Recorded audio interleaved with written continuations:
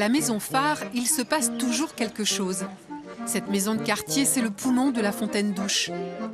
Certains viennent pour un atelier, d'autres pour bavarder avec des amis, autour d'un thé ou un café.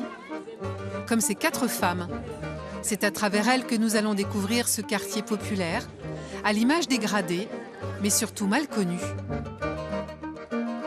Voici To, infatigable bénévole et mémoire du quartier, Bruna, mère célibataire et artiste, Tédit, jeune maman tiktokeuse, et Anan, fan de foot et fine cuisinière.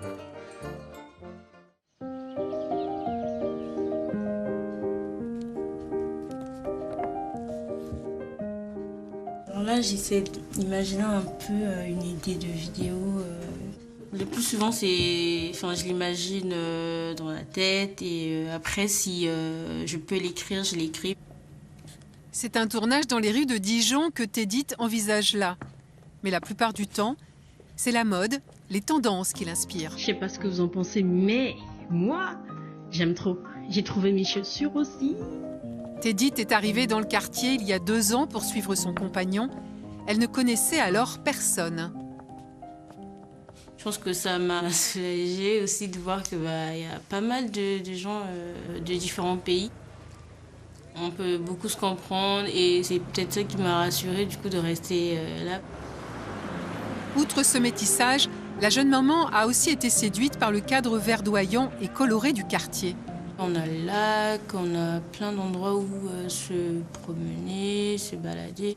Ce que aussi j'ai aimé, c'est de voir des graffitis sur les murs, des immeubles. J'ai beaucoup aimé aussi, j'ai trouvé ça très sympa. Mais Tédit aime aussi s'échapper de la Fontaine-Douche, aller ailleurs. Dans le centre de Dijon notamment, pour y faire des achats ou des vidéos. J'envisage beaucoup faire de la création de contenu. Donc je me suis dit pourquoi pas commencer à travailler un peu sur ce que je sais faire déjà, ce que j'ambitionne de faire. Enfin, je pourrais peut-être être contactée pour faire des vidéos, des trucs comme ça.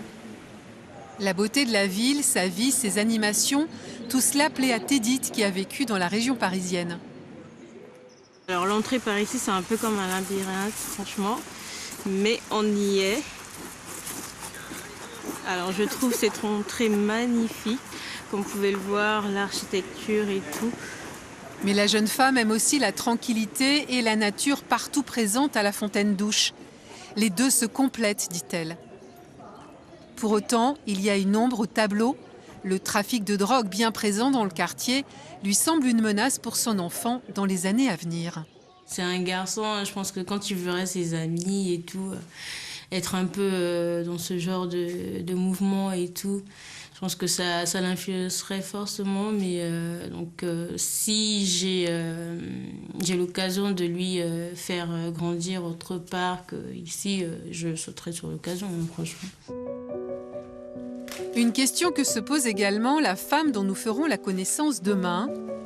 Bruna, artiste et brésilienne. Pour elle, le quartier est autant une source d'inquiétude que d'inspiration.